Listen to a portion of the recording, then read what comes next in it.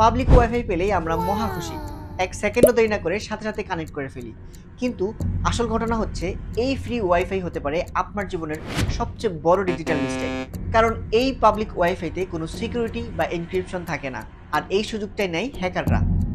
আপনি যদি কোনো ওয়েবসাইটে লগ ইন করেন, পাসওয়ার্ড দেন, ব্যাংকের অ্যাপ ওপেন করেন কিংবা অনলাইনে কেনাকাটা করতে গিয়ে আপনার কার্ড ইনফরমেশন দেন, এই সব কিছু ইন্টারনেটের মাধ্যমে রাউটার হয়েই পৌঁছায়। আর যদি এই নেটওয়ার্কটি হ্যাক থাকে, তাহলে এই সকল তথ্য চলে যাবে হ্যাকারের কাছে।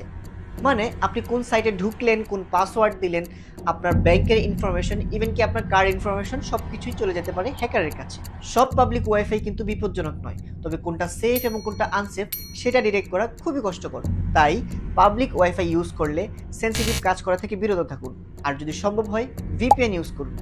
আর যদি ফ্রি ইন্টারনেটের লোভ সামলাতে পারেন, তাহলে নিজের মোবাইল ডাটা ইউজ করাই বুদ্ধিমানের কাজ।